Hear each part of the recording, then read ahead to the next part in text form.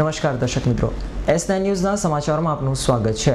સમાચારોની શરૂઆત કરતા પહેલા એક નજર કરી લઈશું અત્યાર સુધીના મુખ્ય સમાચાર ઉપર।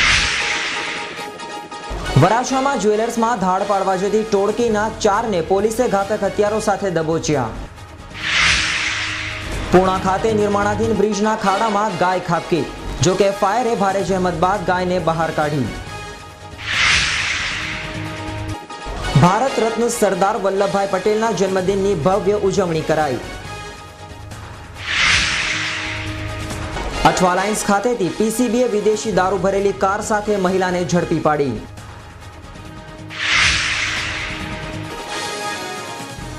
અને બુડિયા ગામના બસ સ્ટેન્ડ પાસેથી યુવાનની ચેન તોડી ભાગેલા સ્નેચરો ઝડપાયા।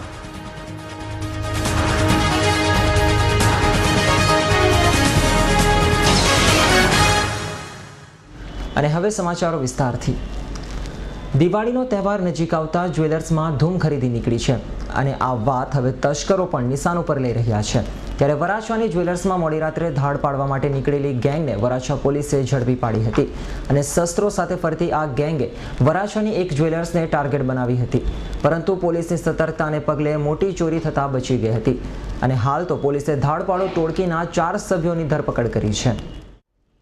વરાછા પોલીસ પાસેથી મળતી માહિતી મુજબ વરાછા પોલીસને બાતમી મળી હતી કે વરાછા લંબે હનુમાન રોડ ખાતે આવેલ અંબિકાનગર પાસે શિલ્પા પાર્ક સોસાયટીના વિધાતા એપાર્ટમેન્ટ પાસે 4 યુવકો શંકાસ્પદ હાલતમાં ફરી રહ્યા છે અને ચોરી કે ધાડ પાડવાની ફિરાકમાં છે।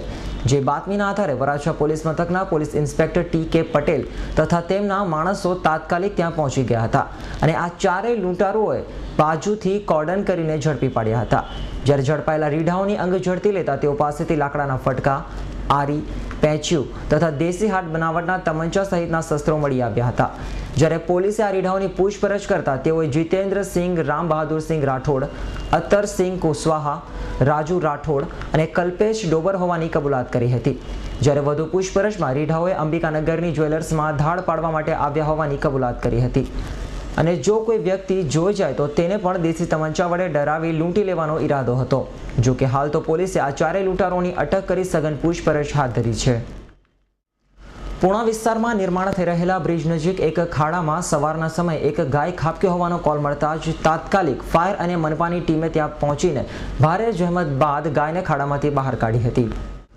પૂણા વિસ્તારમાં સીતાનગર નજીક બ્રિજ નિર્માણનું કાર્ય થઈ રહ્યું છે અને ત્યાં નજીકમાં એક ખાડામાં ગાય અચાનક ખાબકી પડી હતી અને આ બનાવથી હતપ્રભ થયેલા રહીશોએ છેવટે ફાયરને જાણ કરતા તાત્કાલિક ફાયરની ટીમ અને સુરત મહાનગરપાલિકાની ટીમ ત્યાં પહોંચી ગઈ હતી અને ફાયરની ટીમે ભારે જહેમત બાદ ગાયને ખાડામાંથી જીવિત બહાર કાઢી હતી।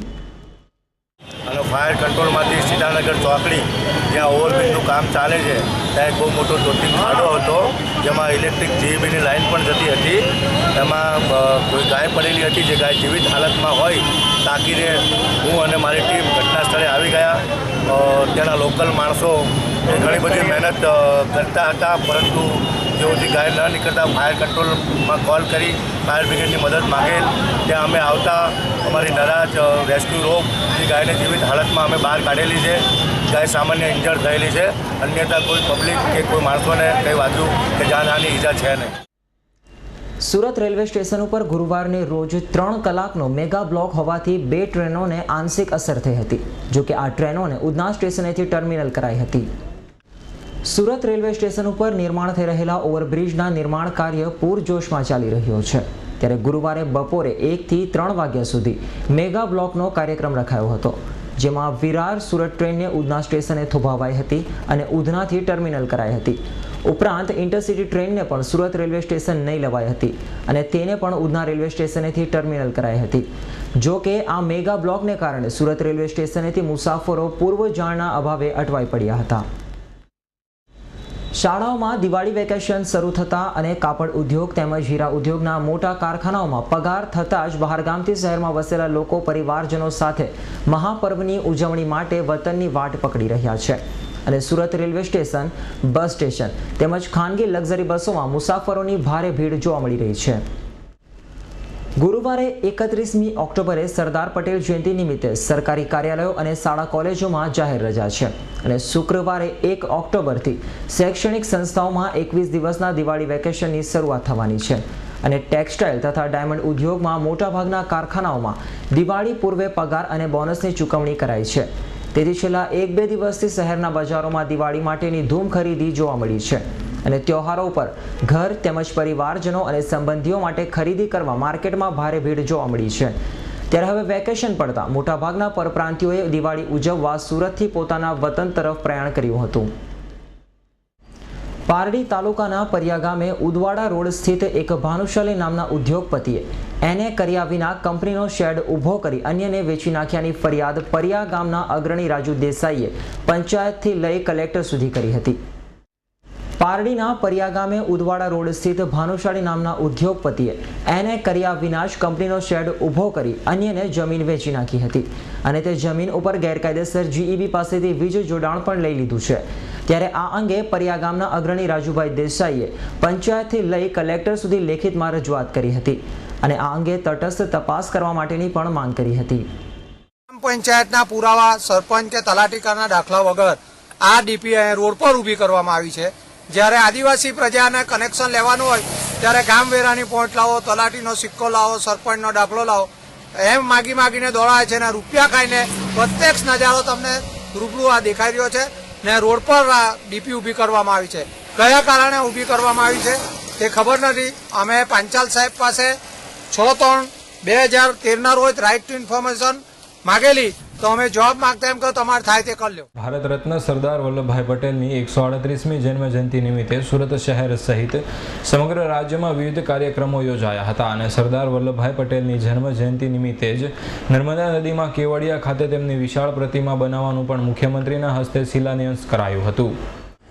ભારત રત્ન સરદાર વલ્લભભાઈ પટેલની 137મી જન્મજયંતિ સુરત શહેર સહિત સમગ્ર રાજ્ય અને દેશમાં ઉજવણી કરાઈ હતી. ત્યારે સુરત શહેરના રેલવે સ્ટેશન અને વરાછાના માંદગઢ ખાતે આવેલી સરદાર વલ્લભભાઈ પટેલની પ્રતિમાને વિવિધ રાજકીય અને સામાજિક સંસ્થાઓ દ્વારા તથા સ્વૈચ્છિક સંસ્થાઓ દ્વારા સૂતરની આંટી પહેરાવી વંદના કરાઈ હતી.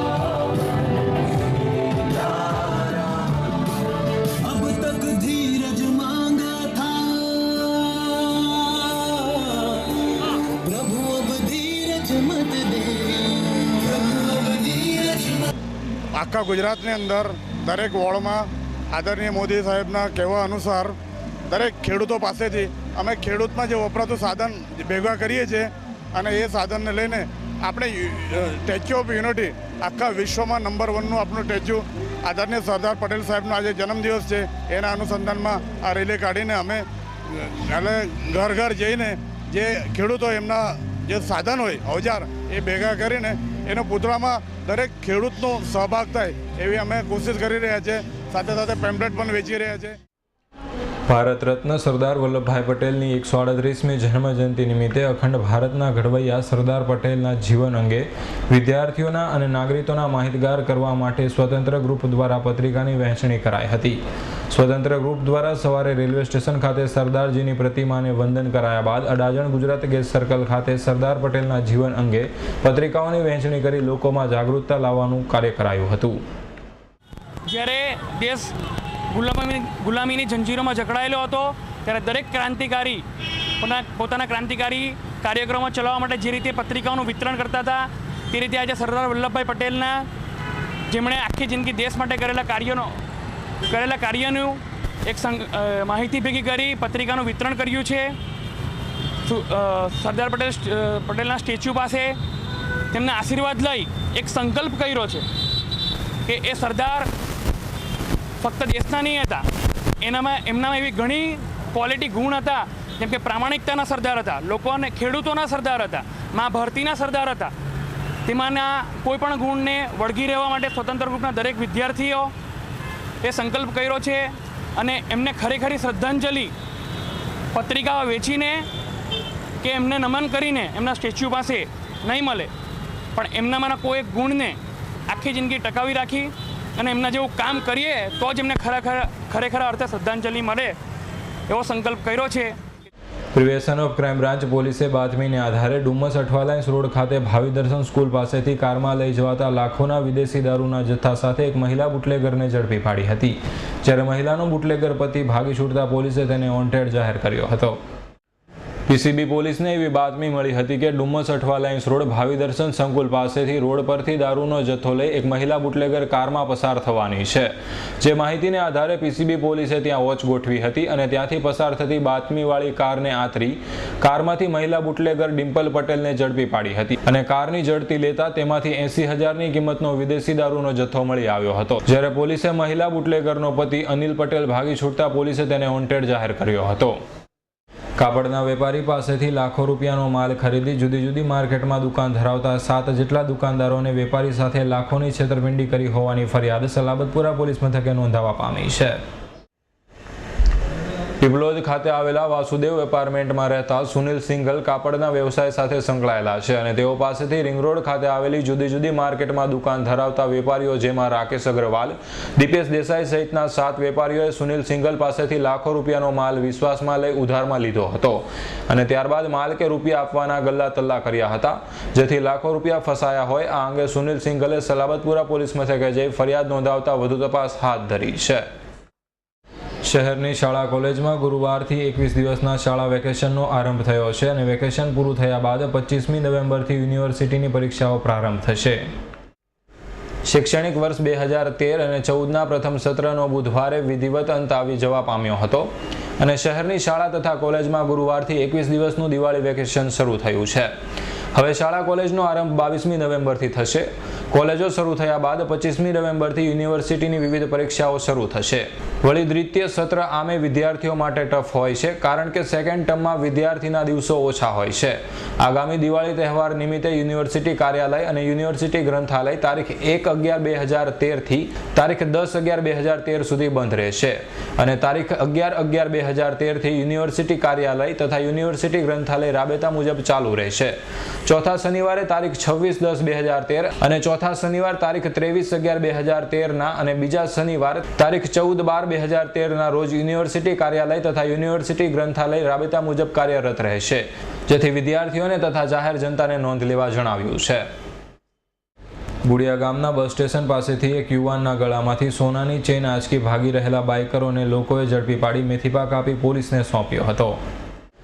બુડિયા ગામના બસ સ્ટેશન પાસેથી વિકાસકુમાર પટેલની સોનાની ચેન આંચકી 3 અજાણ્યા ચેન સ્નેચરો બાઇક પર ભાગી ગયા હતા, જે અછોડા તોડોનો ગામ લોકોએ પીછો કરી પકડી પાડી બરાબરનો મેથીપાક આપી સચિન જીઆઈડીસી પોલીસને હવાલે કરી દીધા હતા, જેથી પોલીસે ઝડપાયેલા રીઢાઓની અટક કરી તેઓ પાસેથી મોટરસાયકલ, મોબાઈલ ફોન, સોનાની ચેન તથા અન્ય મત્તા મળી કુલ ₹79,000ની મત્તા કબજે કરી હતી.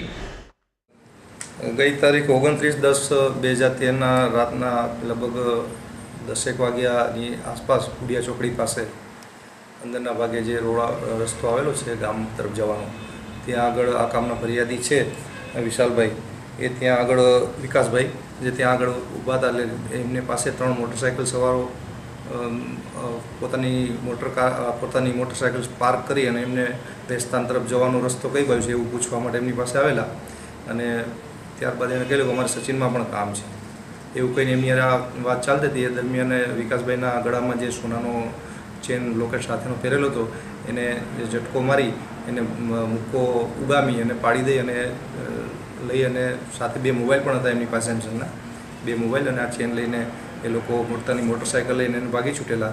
ત્યારબાદ એમની એ ઊભા હતા ફરિયાદી એની પાસે તરત એના જ ગામના કલ્પેશભાઈને બીજા માણસો આવેલા, એમને વાત કરી કે ભાઈ આ રીતનું મારી હારે થયું છે, એટલે એ લોકોએ તરત એમનું વાહન લઈ અને એમની પાછળ પીછો કર્યો આ લોકોનો અને પીછો કરતા જે આપણો બ્રિજ છે બ્રિજની પાસે આ મોટરસાઇકલ ચાલકો છે એ સ્લીપ થઈ ગયા, એટલે મોટરસાઇકલ છોડીને એ લોકો ભાગવા લાગ્યા.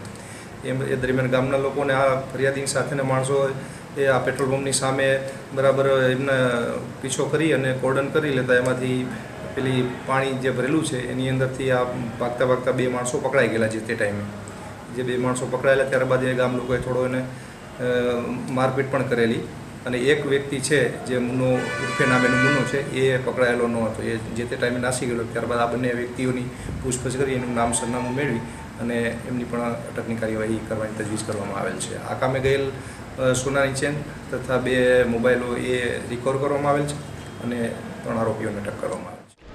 શાહપુર KS જોશી સ્કૂલ પાસે આવેલી દુકાનનું તાળું તોડી તેમાંથી ચોરીનો પ્રયાસ કરી રહેલા 2 રીઢા ચોરોને લોકોએ ઝડપી પાડી પોલીસને સોંપ્યા હતા. સિંગણપોર ગામ ખાતે રહેતા અને શાહપુર KS જોશી સ્કૂલ પાસે આવેલા સુકન એપાર્ટમેન્ટમાં દુકાન ધરાવતા વેપારીની દુકાનનું તાળું તોડી અજાણ્યા ચોરીસમો દુકાનમાંથી ચોરીનો પ્રયાસ કરી રહ્યા હતા. ત્યારે જ રાત્રિના સમયે તાળા તૂટવાનો અવાજ આવતા પાડોશીઓ જાગી જતા ચોરીનો પ્રયાસ કરનાર બંને રીઢાઓને લોકોએ ઝડપી પાડ્યા હતા અને તેઓને ઝડપી પોલીસને જાણ કરી હતી, જેથી પોલીસે ત્યાં પહોંચી બંને રીઢાઓની અટક કરી કાયદેસરની કાર્યવાહી હાથ ધરી હતી. વરાછા પોલીસે AK રોડ પટેલનગર ખાતે દરોડા પાડી ત્યાંથી જુગાર રમતા 10 જુગારીઓને ઝડપી પાડી તેઓ પાસેથી હજારોની રોકડ કબજે કરી હતી. વરાછા પોલીસે બાતમીને આધારે AK રોડ ખાતે આવેલા પટેલનગરમાં બરફની ફેક્ટરીના 4થા માળે જુગાર રમતા 10 જુગારીઓને ઝડપી પાડ્યા હતા અને પોલીસે જુગારીઓ પાસેથી દાવ પરના અને અંગ ઝડતીના મળી કુલ ₹1,04,200ની મત્તા કબજે કરી હતી અને આ તમામ વિરુદ્ધ કાયદેસરની કાર્યવાહી હાથ ધરી હતી. બમરોલી રોડ કિરણ મોટર પાસેથી રિક્ષામાં પસાર થતા હજીરાના આધેડની બેગમાંથી રિક્ષામાં મુસાફરના સ્વાંગમાં બેસેલા રીઢાએ રોકડા ₹5 લાખ તથા 42,000થી વધુનો ડિમાન્ડ ડ્રાફ્ટ ચોરી લીધો હોવાનો બનાવ પોલીસ મથકે નોંધાવા પામ્યો છે. હજીરાના ક્વાસ ખાતે આવેલા રુચિ કોમ્પ્લેક્સ ખાતે રહેતા ઉદય ભાસ્કર સુસરેલા રિંગ રોડથી બમરોલી રોડ તરફ રિક્ષામાં પસાર થઈ રહ્યો હતો.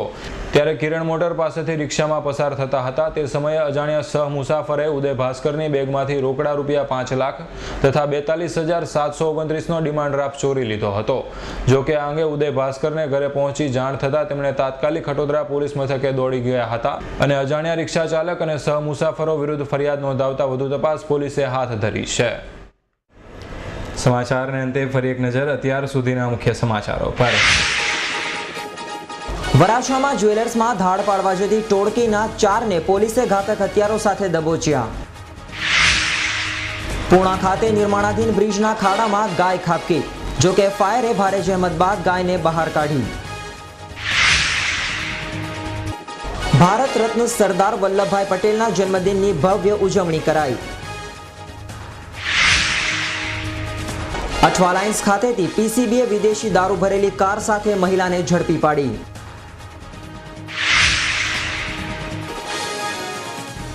અને બુડિયા ગામના બસ સ્ટેન્ડ પાસેથી યુવાનની ચેન તોડી ભાગેલા સ્નેચરો ઝડપાયા.